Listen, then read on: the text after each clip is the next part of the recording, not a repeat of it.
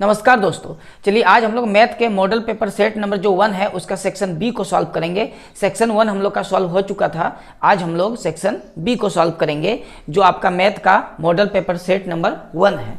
ठीक है, देखिए तो सेट 1 का सेक्शन बी में जो पहला क्वेश्चन है उसके लिए वो क्वेश्चन नंबर 8 है। सेक्शन बी का जो पहला क्वेश्चन है वो क्या है, क्वेश्चन नंबर 8 से होगा। ठीक है, देखिए पहला ही क्वेश्चन जो इसका है यानी क्वेश्चन नंबर 8 में लिखा है, दर्शाइए कि कोई भी धनात्मक विषम पूर्णांक 6q+1 या 6q+3 या 6q+5 के रूप में होता है जहां q कोई पूर्णांक है। ठीक है, इसको सॉल्व कैसे करना है, देखिए सबसे पहले आपको लिखना है माना a कोई धनात्मक पूर्णांक है और b बराबर 6 है। ठीक है, सबसे पहले आपको ये लिखना है कि माना a कोई धनात्मक विषम या धनात्मक पूर्णांक है और b बराबर कितना है, 6 है। ठीक है, 6 कहाँ से आया, आपको क्वेश्चन में ही लिखा हुआ है, देखिए 6q+1 इस तरह करके क्वेश्चन है ना, वो 6 है। अब हम लोग क्या लगाएंगे, यूक्लिड, तो लिखना है यूक्लिड विभाजन हम लोग एल्गोरिथम लगाएंगे। ठीक है, यूक्लिड विभाजन एल्गोरिथम से, देखिए यूक्लिड विभाजन एल्गोरिथम क्या होता है, आपको याद होगा यूक्लिड विभाजन एल्गोरिथम होता है a बराबर bq+r। तो हम लोग लिखेंगे a बराबर b। ठीक है, a बराबर क्या लिखेंगे हम लोग, b, और आप देखिए b का वैल्यू कितना है, 6, तो हम लोग लिखेंगे 6q प्लस में क्या आ जाएगा, r। ये कंडीशन होता है। तो यहाँ b है तो b का वैल्यू हम लोग कितना माने हैं, 6, तो इसीलिए b ना लिख के हम लोग क्या लिखेंगे, 6 लिखेंगे। ठीक है, कोमा जहाँ जो r का वैल्यू है वो r का वैल्यू क्या हो जाएगा, r का वैल्यू हो जाएगा या तो 0 या तो 1 2 3 4 और 5 तक जाएगा, क्योंकि यहाँ b कितना है, 6 है। हम लोग को पता है कि r का जो वैल्यू होता है वो b से हमेशा छोटा होता है, यानी 5 तक रहेगा r का मान। ठीक है, अब करना क्या है कि r का जो वैल्यू दिख रहा है वो r के जगह में एक बार 0 बैठाना है, एक बार 1 बैठाना है, एक बार 2, एक बार 3, एक बार 4, एक बार 5। तो हम लोग लिखेंगे इसीलिए a बराबर एक बार 0 रखेंगे तो हो जाएगा 6q, क्योंकि r का मान 0 है तो 0 लिखना नहीं है, ये 0 बैठाएं एक बार। ठीक, या एक बार हम लोग जब 1 बैठाएंगे, 0 बैठाने के बाद ये आया 1 लिखेंगे यहाँ पर r के जगह में, तो क्या आएगा, वो आएगा 6q+1। या अब एक बार 2 बैठाएंगे तो आएगा 6q+2। ठीक है, या एक बार हम लोग अब क्या बैठाएंगे, 3, तो 6q+3। उसके बाद यहाँ लिख देते हैं, अब हम लोग 4 बैठाएंगे तो आएगा 6q+4 r की जगह में, या क्या आएगा, अब 5 बैठाएंगे r का वैल्यू तो 6q+5 ऐसा आ सकता है हम लोग जब r का मान बैठाएंगे। तो अब इसमें से देखिए आपसे पूछा है विषम वाला, तो ये 1 है विषम वाला है, ये 3 है ये विषम है, ये 4 है, ये 5 है तो क्या है, विषम है। बाकी ये सम है, ये वाला सम है, ये वाला सम है, लेकिन क्वेश्चन में आपसे दिखाना है आपको कि ये किस रूप में है, विषम रूप में है ना। तो हम लोग लिख सकते हैं अतः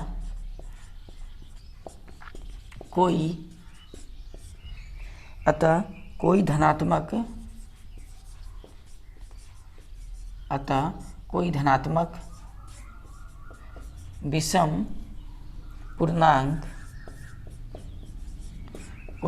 विषम पूर्णांक 6q+1 या 6q+3 या 6q+5, ठीक है, के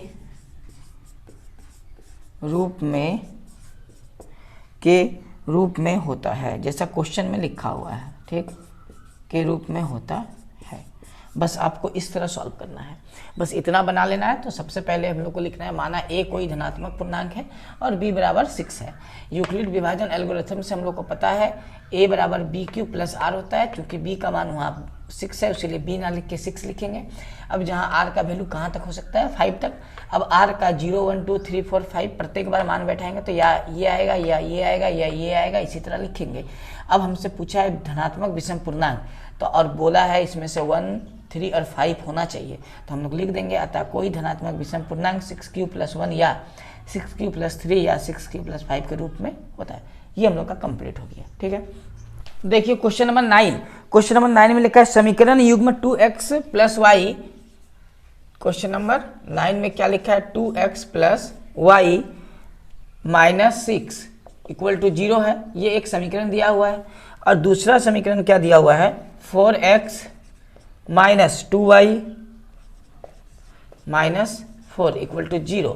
ये दो इक्वेशन दिया, मान लेते हैं इक्वेशन फर्स्ट है और इक्वेशन सेकंड है। अब इस इक्वेशन को आपको बोला गया है ग्राफी विधि से हल कीजिए। किस विधि से हल करना है हम लोग को, ग्राफी विधि से। तो चलिए हम लोग समझते हैं इसको ग्राफी विधि से किस तरह सॉल्व किया जाएगा। देखिए समीकरण 1 और 2 के लिए हम लोग सबसे पहले एक बॉक्स बना लेंगे इन दोनों के लिए। ठीक, ये समीकरण 1 के लिए बॉक्स है तो हम 1 नंबर दे देंगे और ये बॉक्स हम समीकरण 2 के लिए बना रहे हैं। ठीक, तो इसमें हम लोग लिख देंगे 2। इस बॉक्स में x y का 2 वैल्यू निकालना है और इस बॉक्स में भी समीकरण 2 से 2 वैल्यू निकालना है x y का। ठीक है, तो ये समीकरण 1 के लिए है, हम लोग यहाँ लिखेंगे x और यहाँ y। ठीक, यहाँ भी लिखेंगे x और y। अब यहाँ पर समीकरण 1 को आपको देखना है। देखिए समीकरण 1 है, समीकरण 1 में अगर x का वैल्यू हम 0 बैठा दें तो ये पूरा 0 हो जाएगा, तो y - 6 = 0 बचेगा और 6 को इधर ले जाएंगे तो माइनस से क्या हो जाएगा प्लस। इसका मतलब x का मान जब हम लोग 0 माने हैं, इसमें अपना इच्छा से मानना पड़ता है। ठीक है, 0 ही सबसे पहले माना जाता है। ठीक है, तो y का वैल्यू कितना निकल गया था 6। यहाँ तक समझ में आ गया। अब समीकरण 1 में ही अब हम y का वैल्यू 0 मानेंगे। अगर y 0 है, अगर y 0 ले लेते हैं तो ये पूरा खत्म हो गया, तो बचा क्या 2x - 6 = 0। -6 बराबर का इधर जाएगा तो +6 होगा और 2 से 6 कटेगा तो कितना आएगा 3। यानी जब हम लोग x का वैल्यू 0 मानेंगे तो y का वैल्यू 6 निकलेगा। जब y का वैल्यू हम लोग 0 मानेंगे तो x का वैल्यू 3 निकलेगा। ये तो हो गया समीकरण 1 से। अब आते हैं समीकरण 2 में और इसमें लिखना है इस बॉक्स में। देखिए समीकरण 2 में ये दिया हुआ है, हम x का वैल्यू पहले 0 माने। ठीक, x तो 0 हो गया तो बचा क्या -2y - 4 = 0। -4 को बराबर का इधर ले जाएंगे तो ये प्लस हो जाएगा और बचेगा -2। तो -2 - 4 को जब डिवाइड करेंगे तो आएगा -2, यानी यहाँ आ जाएगा -2। अब हम लोग y का वैल्यू 0 मान लेते हैं। y का वैल्यू जब 0 होगा तो 4x - 4 = 0 बचेगा। तो जब ये 4 उधर जाएगा तो माइनस से प्लस, ये 4 से कैंसिल हो जाएगा तो कितना आएगा 1 आएगा। क्लियर है यहाँ तक? चलिए देखिए, तो इस तरह हम लोग को समीकरण 1 और 2 से x और y का वैल्यू निकालना है। ठीक, और टेबल में इस तरह लिखना है। अब इन दोनों टेबल में जो भी आपको वैल्यू दिख रहा है, इसी से हम लोग क्या बनाएंगे ग्राफ। आपको एग्जाम में ग्राफ पेपर दिया जाएगा। तो चलिए हम लोग यहाँ पर ग्राफ को एक बार समझते हैं किस तरह ड्रॉ करना है। तो देखिए आपका ग्राफ पेपर में इस तरह का आपको सबसे पहले एक लाइनिंग खींचना है। ये हो गया x अक्ष और ये हो गया x डैश अक्ष, और हम लोग इसको ले लेंगे y अक्ष और नीचे हम लोग ले लेंगे y डैश अक्ष। ठीक है, आपको ग्राफ पेपर में इस तरह ड्रॉ करना है स्केल से। ये बिल्कुल सीधा होना चाहिए ये लाइन। ठीक है, ये लाइन क्या होना चाहिए, बिल्कुल सीधा होना चाहिए। ठीक है, आप स्केल से जब ग्राफ पेपर में खींचेंगे तो बिल्कुल सीधा खींचना है आपको। ठीक है, चलिए इतना हो गया। अब आपको ग्राफ पेपर में ये जो पॉइंट है ये हो गया हो। अब यहाँ से 1 यूनिट करके हम लोग को डिस्टेंस लेना है। मान लेते हैं ये 1 यूनिट का डिस्टेंस पे हम लोग चल रहे हैं। ग्राफ कॉपी में भी आपको 1 यूनिट का डिस्टेंस ले लेना है। 3 4 5। इसी तरह हम लोग को माइनस की ओर भी ले लेना है, -1 -2 -3। ठीक है, अब हम लोग y वाले में चलते हैं। तो y वाला में ये भी हो जाएगा 1 डिस्टेंस, ये 2 हो गया यूनिट, ये 3 यूनिट, ये 4 इकाई है ना। इस तरह करके हम लोग को ले लेना है ग्राफ पेपर में। ठीक है, अब इसमें भी हम लोग को लेना है -1 -2 -3। इस तरह डॉट डॉट करके हम लोग लिख सकते हैं। ठीक है, चलिए अब उसके बाद हम लोग को करना क्या है कि सबसे पहले टेबल 1 जो है इससे हम लोग को ग्राफ खींचना है। x का वैल्यू आपको दिख रहा है कितना दिया है 0, और y का वैल्यू कितना दिया है 6। तो x तो 0 यहाँ पर हो जाएगा 0 पे, लेकिन जो y है वो कितना है 6 है। तो 6 वाला पॉइंट यहाँ आते हैं, यहाँ पर आपको वो पॉइंट बना देना है 6 वाले में। ठीक है, अब इसमें अब हम लोग को x का वैल्यू 3 लेना है, y का वैल्यू 0। तो x का वैल्यू 3 का मतलब हम लोग यहाँ ले लेंगे, ये एक पॉइंट बनाना है, y का और 0 दिया y का वैल्यू तो 0 यहाँ होगा। अब ये और ये पॉइंट को आपको मिलाना है, तो ये इस पॉइंट और इस पॉइंट को हम लोग क्या कर देंगे, आराम से स्केल से मिला देंगे। ठीक, तो स्ट्रेट एकदम मिलेगा, इस पॉइंट और इस पॉइंट को हम लोग को मिला देना है सीधा। ठीक है, आप स्केल से जब ड्रॉ करिएगा तो एकदम स्ट्रेट होगा, इसमें आपको थोड़ा तिरछा दिख रहा होगा, लेकिन स्केल लगाइएगा तो एकदम ये क्या आएगा, सीधा आएगा। ठीक है, चलिए यहाँ तक हो गया। अब हम लोग बनाते हैं टेबल नंबर 2 से। ठीक है, टेबल नंबर 2 में लिखा है x का वैल्यू 0 और y का वैल्यू -2। तो x का वैल्यू 0 यहाँ है, y का वैल्यू -2 कहाँ जाएगा, इस पॉइंट पे। उसके बाद x 1 है और y 0 है, तो x 1 का मतलब इस पॉइंट पे आएगा और y 0 मतलब इस पे होगा। तो इससे भी 2 पॉइंट मिला, एक -2 का, एक 1 का। अब इस दोनों लाइन पॉइंट को आपको मिला देना है इस तरह, बिल्कुल एकदम सीधा लाइन होगा। स्केल से जब हम लोग देंगे तो एकदम स्ट्रेट लाइन बनेगा। ठीक है, ये हो गया, हम लोग एरो दे देते हैं इसमें। इतना बनाने के बाद ये पूरा ग्राफ हम लोग का क्या हो गया, कंप्लीट। अब देखिए ये जो इक्वेशन आया है, ये जो लाइन आया है, ये किस इक्वेशन से आया है, समीकरण 1 से। तो इस लाइन के बगल में आपको समीकरण 1 में जो दिया गया है उसको पूरा लिख लेना है। तो क्या दिया है, 2x, तो हम लोग लिखेंगे 2x। उसके बाद है +y -6 बराबर 0। और इस लाइन के लिए जो इक्वेशन है उसको लिख लेना है, वो क्या है, 4x - 2y + 4 = 0। जो इक्वेशन था यहाँ पर प्लस इक्वेशन में, माइनस इक्वेशन में, तो हम लोग को क्या देना है, माइनस देना है। ठीक है, बस इक्वेशन जो आपको दिख रहा है वो सारा वैल्यू बैठा देना है, तो हम लोग का इस तरह ग्राफ हो जाएगा कंप्लीट। ठीक है, तो आपको इस तरह ग्राफ को ड्रॉ करना है, बिल्कुल ही आसान है ग्राफ बनाना। इसके लिए सबसे पहले आपको इस तरह का एक टेबल तैयार करना होगा, उसके बाद ग्राफ पेपर में आपको स्केल से खींच देना होगा, बिल्कुल स्ट्रेट एकदम। ठीक है, चलिए यहाँ तक समझ में आ गया। अब हम लोग क्वेश्चन नंबर 10 को सॉल्व करेंगे। ठीक है, देखिए क्वेश्चन नंबर 10 में क्या लिखा है, इसमें लिखा है AP 3, 15, 27, 39 का कौन सा पद उसके 94 पद से 132 अधिक है। ठीक है, तो हम लोग को देखिए क्वेश्चन नंबर जो 10 है उसमें क्या करना है। सबसे पहले तो आपको मानना है, इसमें हम लोग क्या मानेंगे, लिखेंगे माना nवां पद। ठीक है, माना nवां पद 54वें पद से 54वें पद से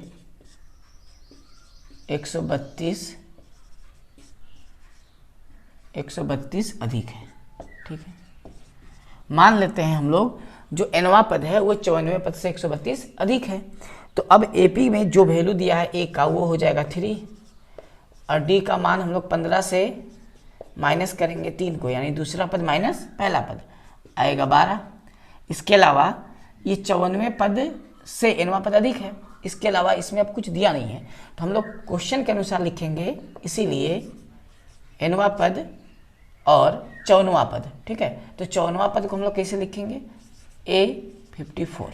ठीक है, कितना अधिक था, 132, मतलब जो nवां पद है वो 54वें पद से 132 ज़्यादा है, यानी ये वाला इससे 132 ज़्यादा है, तो इसको जब इससे घटाएंगे तो 132 ही आएगा। ठीक है, हम लोग का जब इस तरह का इक्वेशन एक तैयार हो जाएगा तो हम लोग का फॉर्मूला बैठाएंगे। an का अगर फॉर्मूला लिखा जाए तो फॉर्मूला बनेगा a + n-1 और d। ठीक है, ये तो हम लोग का एक फॉर्मूला बन गया, माइनस, और a 54 है, n का जगह में 54 है, तो इससे जो फॉर्मूला बनेगा वो बनेगा a + n के जगह में हम लोग क्या लिखेंगे, 54, और ये आ गया d = 132। अब इसमें a का वैल्यू जब पुट करेंगे तो 3 है, इसमें n का वैल्यू तो निकालना है, तो n-1, d का वैल्यू 12 है, तो हम लोग लिखेंगे 12। ठीक है, ये हो गया माइनस। अब a का वैल्यू यहाँ भी हम लोग पुट करेंगे 3, इसको माइनस करने पर आएगा 53, d का वैल्यू कितना है 12, 132। अब इसको सॉल्व किया जाए तो ये आएगा 3, 12 को n से गुना करेंगे 12, n-12, इसको भी सॉल्व करेंगे तो आएगा 3 प्लस माइनस माइनस, इसको गुना करेंगे तो आएगा 636। 53 को 12 से गुना करके कितना आएगा, 636, बराबर में कितना है 132। 3 माइनस में 3 प्लस में कैंसिल हो गया, 12 का 12 n बचा, इसको इससे जोड़ेंगे, जोड़ने पे उधर करेंगे जोड़कर, तो 132, इन दोनों को जोड़ के उधर ले जाएंगे तो माइनस दोनों के आ गया तो ये प्लस हो जाएगा। 6 और 2 कितना हो जाएगा 8, 3 और 1 कितना हो जाएगा 4 और 6, ये प्लस में है। अब इसको हम लोग करते हैं जोड़, तो इसको जोड़ने पर कितना आएगा 6 और 2 8, 10 हो गया। 8 और 2 10 का 0 हाथ में 1, 4 3 7 और 1 8, 6 और 1 7, यानी 780 आ गया।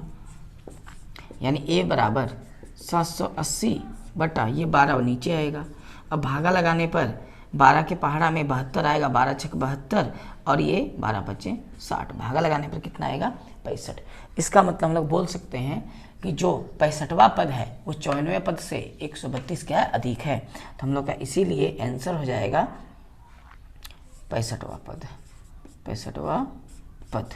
आपको इसको आंसर करना है 65वां पद। क्लियर है यहाँ तक? तो हम लोग इस तरह क्वेश्चन नंबर 10 को आसानी से सॉल्व कर लेंगे। ठीक है, चलिए अब क्वेश्चन नंबर हम लोग देखते हैं किसको 11 को। तो देखिए क्वेश्चन नंबर 11 क्या है, लिखा है उस त्रिभुज का क्षेत्रफल ज्ञात कीजिए जिसके शीर्ष दिए हैं। ठीक है, हम लोग त्रिभुज का क्षेत्रफल निकालेंगे इसमें क्वेश्चन नंबर 11 में। तो सबसे पहले हम लोग एक त्रिभुज बनाएंगे, त्रिभुज बनाना जरूरी है समझने के लिए। ठीक, ये एक ट्राइंगल हम लोग बना लिए, मान लेते हैं इस ट्राइंगल का नाम ए है और इसका देखिए शीर्ष का वैल्यू हम लोग मान लेते दिया हुआ 5,2। मान लेते इस ट्राइंगल का वैल्यू दिया हुआ ट्राइंगल में इस पॉइंट का बी का कितना 4 और 7, और ये इस पॉइंट को हम लोग सी मानते हैं और इसका वैल्यू मान लेते हैं 7 माइनस का 4 दिया हुआ है। ठीक है, आपको निकालना है इसका क्षेत्रफल। ठीक है, तो हम लोग देखिए इसका क्षेत्रफल कैसे निकालेंगे। सबसे पहले हम लोग मान लेते हैं ए वाला जो है x1 y1 है, बी वाला x2 y2 है और सी वाला x3 और y3 है। तो यहाँ वैल्यू को हम लोग लिख सकते हैं। तो हम लोग लिख लेते हैं कि x1 का मान है 5, y1 का मान है 2, इससे निकाल दिए। ठीक है, अब इससे निकालेंगे हम लोग x2 का वैल्यू 4 और y2 का वैल्यू 7। अब इससे हम लोग निकालेंगे x3 का वैल्यू 7 और y3 का वैल्यू -4। हम लोग इतना वैल्यू पहले लिख लेंगे। ठीक है, क्योंकि इसी का उपयोग होगा। अब हम लोग क्षेत्रफल निकालेंगे। ठीक है, तो लिखेंगे त्रिभुज ABC का क्षेत्रफल, इसका क्षेत्रफल होता है 1/2। ठीक है, 1/2। उसके बाद फॉर्मूला जो बनेगा वो आपका बनेगा x1, उसके बाद y2 x1 y2 minus y3 plus x1 y2 minus y3 x2 y3 minus y1 plus x3 y1 minus y2। ये हम लोग का क्या होता है फॉर्मूला होता है। ठीक है, आपको त्रिभुज के क्षेत्रफल का ये फॉर्मूला याद होना चाहिए। देखिए तो हम लोग क्या करेंगे, वैल्यू को पुट करेंगे। 1/2 हुआ, x1 कितना है 5, तो हम लोग बैठाएंगे 5। y2 कितना है 7, तो हम लोग लिखेंगे 7। और y3 कितना है, तो y3 -4 है और ये माइनस यानी +4। क्लियर है यहाँ तक? x2 कितना है 4, तो हम लोग लिखेंगे 4। y3 कितना है -4। y1 कितना है 2, ये कितना है 2, तो हम लोग लिखेंगे 2 प्लस x3 कितना है 7, तो हम लोग लिखेंगे 7। y1 कितना है, y1 है 2, तो हम लोग लिखेंगे 2। और y2 कितना है, y2 7 है, तो यहाँ बैठ जाएगा 7। तो इस तरह हम लोग आराम से एकदम वैल्यू को बैठाएंगे। ठीक है, उसके बाद देखिए अब सॉल्व करेंगे तो आएगा 1/2। ठीक, इसको इससे जोड़ेंगे तो आएगा कितना 11, 11 × 5 = 55। इसको हम लोग जोड़ेंगे तो -6 और 4 से गुना होगा तो -24। इसको घटाएंगे तो -5 और -5 को 7 से गुना करेंगे तो -35। ठीक है, 1/2 आया। अब इसको हम लोग सॉल्व करेंगे तो 55 माइनस इन दोनों को जोड़ देंगे तो आएगा 5 और 9। ठीक है, अब इन दोनों को माइनस करने पर आएगा -4 और ये 2 से ये गुना है। ठीक है, और 2 से ये कटेगा 2 बार में तो आएगा कितना -2। यानी हम लोग का जो आंसर आया अभी फिलहाल त्रिभुज ABC इसको माने हैं, इसका क्षेत्रफल -2। क्योंकि कभी भी क्षेत्रफल माइनस में नहीं होता है, इसीलिए हम लोग जब फाइनल आंसर लिखेंगे तो माइनस को हटा के लिखेंगे। ठीक है, चलिए तो इसका हम लोग फाइनल आंसर जब लिखेंगे तो माइनस को हटा के लिखेंगे। तो हम लोग का आंसर हो जाएगा अतः त्रिभुज का क्षेत्रफल 2, ठीक है, वर्ग मात्रक। क्योंकि त्रिभुज हमेशा जो भी त्रिभुज मतलब क्या, किसी का भी क्षेत्रफल हमेशा किसमें होता है, स्क्वायर में, इसलिए वर्ग आया। मात्रक का मतलब वो सेंटीमीटर है या मीटर वो पता नहीं, इसलिए हम लोग केवल मात्रक लिखेंगे, यानी 2 वर्ग मात्रक इसका आंसर हो जाएगा। चलिए यहाँ तक समझ में आ गया। चलिए तो हम लोग अब क्वेश्चन नंबर 12 को सॉल्व करेंगे, ठीक है। देखिए क्वेश्चन नंबर 12, क्वेश्चन नंबर 12 में लिखा है सिद्ध कीजिए कि cos a बटा 1 प्लस साइन ए प्लस 1 प्लस साइन ए बटा cos a बराबर 2 sec a। देखिए त्रिकोणमिति का क्वेश्चन है और बहुत ही ज़्यादा इम्पोर्टेंट है, मतलब इसका एग्जाम में आने का चांसेस ज़्यादा है, ठीक है। क्या लिखा है, cos a बटा 1 प्लस साइन ए 1 प्लस साइन ए बटा cos a बराबर 2 sec a आपको सॉल्व करके लाना है, ठीक है। चलिए तो देखिए इसको हम लोग सॉल्व करते हैं। सबसे पहले बराबर का जो पहले है इसको बोला जाता है LHS, तो आपको LHS लिख के पहले उतार लेना है, ठीक है। तो LHS बराबर हो जाएगा cos a 1 plus sign a 1 plus sign a बटा cos a। ये हम लोग का LHS हो गया। अब इस LHS को हम लोग सॉल्व करके लाना है RHS यानी 2 sec a, ठीक है। देखिए क्या करना है सॉल्व करने के लिए, सबसे पहले इन दोनों का एलसीएम लेना है, यानी 1 प्लस साइन a और इंटू cos a। अब cos a तो इससे मल्टीपल हो जाएगा, गुना हो जाएगा, तो cos स्क्वायर a आएगा और ये इससे गुना हो जाएगा, तो 1 प्लस साइन a का होल स्क्वायर हो जाएगा। अब इसको हम लोग तोड़ देंगे फॉर्मूला में, जैसे cos स्क्वायर a तो रहेगा, 1 प्लस साइन a का होल स्क्वायर है, तो a प्लस b का होल स्क्वायर में इसको तोड़ेंगे तो आएगा 1 का स्क्वायर मतलब a स्क्वायर प्लस 2ab सारा गुना में आता है और प्लस b स्क्वायर, b का मतलब साइन का स्क्वायर। इतना तो हम लोग तोड़ दिए। अब नीचे बचा हुआ है 1 plus sign a into cos a, ठीक है। देखिए इधर सॉल्व करेंगे। अब इसमें से cos स्क्वायर a और साइन स्क्वायर a को एक जगह हम लोग लिख सकते हैं क्योंकि इसका एक फॉर्मूला बनता है, ठीक है।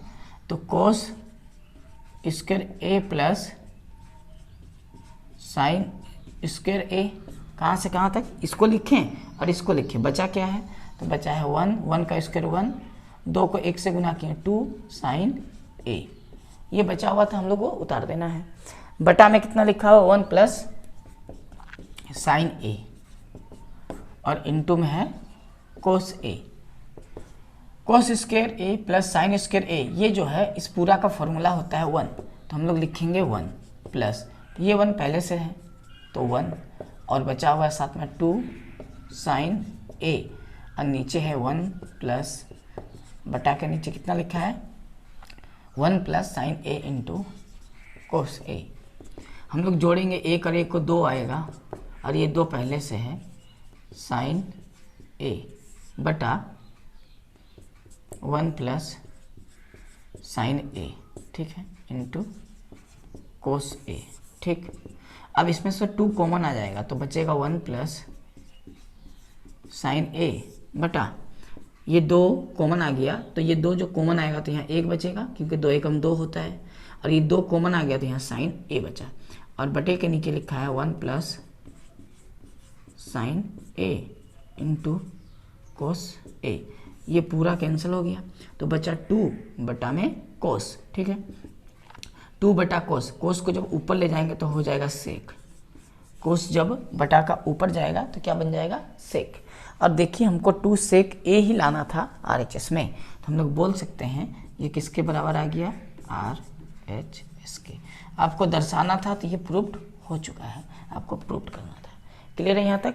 तो इस तरह हम लोग आराम से सॉल्व कर लेंगे, ज़्यादा कोई प्रॉब्लम नहीं होगा। आते हैं अब क्वेश्चन नंबर हम लोग 13 में। देखिए क्वेश्चन नंबर 13 क्या है, ये रचना से है, इसको समझते हैं। क्वेश्चन नंबर 13 को, इसमें क्या लिखा है ना, इसमें लिखा है 5 सेमी त्रिज्या के एक वृत्त पर ऐसी दो स्पर्श रेखाएं खींचिए जो परस्पर 60 डिग्री के कोण पर झुकी है ना। तो आपको देखिए ये तो रचना है, इसके लिए आपको सबसे पहले देखिए कंपास का जरूरत पड़ेगा। हम यहाँ आपको थोड़ा थोड़ा समझा देते हैं कि बनेगा किस तरह। देखिए सबसे पहले करना क्या है कि आपको एक 5 सेमी त्रिज्या का एक सर्कल बनाना है, यानी एक तो आप पहले सर्कल खींचेंगे, उस सर्कल का जो रेडियस होगा वो कितना होगा 5 सेमी, ठीक है। मान लेते हैं ये 5 सेमी त्रिज्या का एक वृत्त है, ठीक है। अब करना क्या है कि ये 5 सेमी त्रिज्या का अगर वृत्त है तो हम लोग एक यहाँ से त्रिज्या बना लिए। इस त्रिज्या कितना सेंटीमीटर का? 5 सेंटीमीटर का, ठीक है। अब इसके बाद आपको ये जो आपको पॉइंट दिख रहा है ये वाला और एक ये वाला, तो ये अंदर में जो पॉइंट ओ है मान लेते हैं ये केंद्र है, ठीक है। इस केंद्र पे आपको 120 डिग्री बनाना है कंपास के सहारा से, ठीक है। 120 डिग्री कैसे बनता है? एक बार कंपास को यहाँ बैठा के आपको काटना है, ये बन जाएगा इस तरह। फिर यहाँ से आपको काटना तो ये बन जाएगा आपका 60 डिग्री। यहाँ पर कटा कितना डिग्री हो गया? 60 डिग्री। अब इसी तरह ये वाला पॉइंट इसको जब मिलेगा तो 60 डिग्री लगभग जाएगा, ठीक है। अब इस पॉइंट पर बैठा के फिर आपको काटना है, तो जहाँ कटेगा मान लिया जाए यहाँ कटा, तो ये पॉइंट और ये पॉइंट को मिलाएंगे तो कितना डिग्री आएगा? 120 डिग्री। तो मान लेते हैं ये बन गया 120 डिग्री। कितना डिग्री मान लेते हैं? बन गया 120 डिग्री। अब करना क्या है कि ये जो पॉइंट है और ये जो पॉइंट है, मान लेते हैं इस पॉइंट का नाम है, ये एकदम सीधा रहेगा, ये भी 5 सेमी का त्रिज्या है, ए है, और इस पॉइंट को मान लेते हैं बी है, ठीक है। अब आपको पॉइंट ए और पॉइंट बी से 90 डिग्री खींचना है। तो मान लिया जाए पॉइंट ए से हम लोग 90 डिग्री खींचें तो ये 90 डिग्री जो है कंपास से आप खींच सकते हैं, तो ये इस तरह एकदम आएगा। और यहाँ से भी 90 डिग्री खींचेंगे तो ये भी कुछ इस तरह आएगा। तो ये दोनों लाइन जहाँ एक दूसरे को काटेगा, इस तरह ए और बी एक दूसरे को जिस पॉइंट पे काटेगा, ये जो है ये 60 डिग्री पे झुका हुआ होगा। आपसे यही पूछा था कि एक दूसरे को कितना डिग्री पे झुका हुआ मिले? 60 डिग्री पर। चूँकि ये 90 डिग्री हम लोग बनाए हैं, तो अब देखिए ये अगर 90-90 है तो आमने सामने 180 हुआ, और इसको हम लोग कितना डिग्री बनाए थे? 120 डिग्री। अगर ये 120 है तो ये अपने आप कितना डिग्री बच जाएगा? 60, क्योंकि आमने सामने का कोनों का योग कितना होता है? 180। इस तरह आपको क्या कर लेना है? ड्रॉ कर लेना, आराम से हो जाएगा, ठीक है। चलिए तो हम लोग देखते हैं क्वेश्चन नंबर 14, जो सेक्शन नंबर बी का आखिरी क्वेश्चन है, ठीक है। क्वेश्चन नंबर 14 में लिखा हुआ है, एक वृत्त के चतुर्थांश का क्षेत्रफल ज्ञात कीजिए जिसकी परिधि 22 सेंटीमीटर है। तो हम लोग को सबसे पहले दिया हुआ है वृत्त की परिधि, तो वृत्त की परिधि, ठीक है। देखिए तो वृत्त की परिधि कितना दिया हुआ है? तो वृत्त की परिधि 22 सेंटीमीटर दिया हुआ, तो हम 22 लिखें। अब वृत्त की परिधि का सूत्र क्या होता है? 2πr, यानी 2πr का मान दिया है, हम लोग पाई का मान बैठाएंगे 22/7, और आर तो पता नहीं निकालना है, तो ये 22 से 22 कैंसिल हो गया, कितना बार में? एक बार में। तो आर का वैल्यू कितना आ जाएगा? 7 जाएगा, 1 से गुना और बटा में 2, यानी आर का वैल्यू आ गया 7/2 सेंटीमीटर, ठीक। अब आर का वैल्यू आने के बाद आपसे पूछा है वृत्त के चतुर्थांश का क्षेत्रफल, तो हम लोग जानते हैं वृत्त के चतुर्थांश का क्षेत्रफल का फॉर्मूला क्या होता है।